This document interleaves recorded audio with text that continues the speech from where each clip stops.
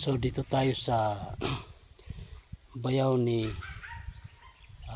Baki, yung asawa ni Nanika, itong kanyang kubo, itong kanyang lugar. Isa ring farmers, so ating interviewin maya. So ito yung kanyang paligid, no? Pagkaganda.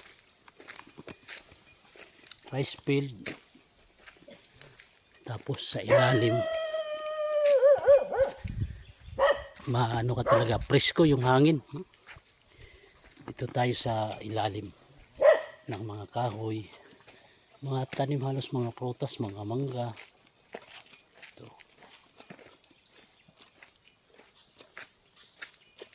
Ito yung kanyang bahay. Simpleng buhay talaga, mga loads, mga kaibigan dito sa probinsya. Ito may mga laman pa, kita natin.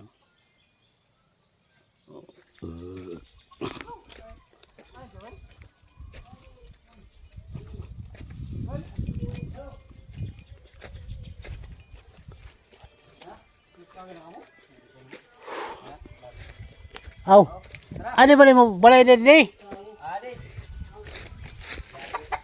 Ay kadam. So makita natin guys yung mangga to. Talagang ano lang yung mangga.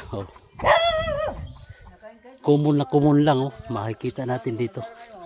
Itong mangga, itong tinatawag na kinarabaw. Kinalabaw yata ito kasi malalaki. Ang daming mangga. So napakaganda guys yung pwesto o location itong kanyang area. Napakagandang view. Tapos ito dito mayroon din ditong kubo, pahingahan. Ito ang lifestyle dito sa probinsya.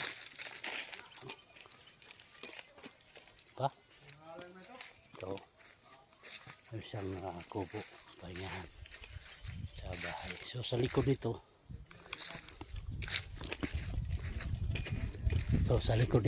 kita natin yung kanilang rice field.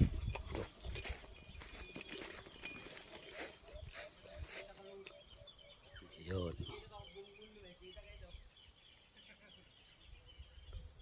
Wow na wow, talagang ganda.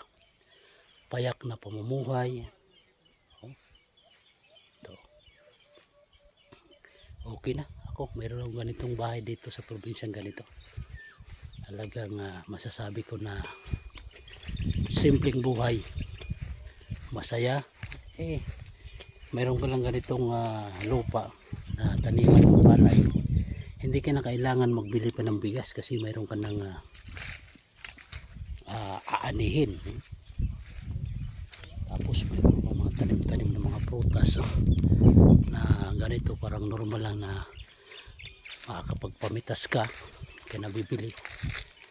So napaganda yung location guys ng area na to.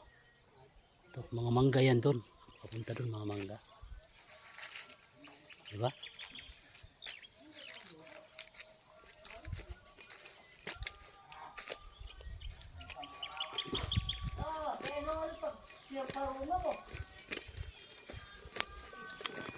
Hati-hati haluyo.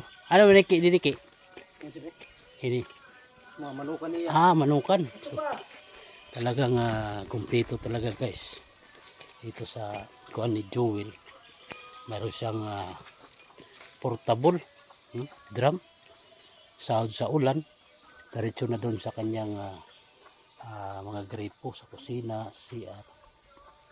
Tapos itong mayroon din siya dito mga manukan, mga native, anytime pwede siyang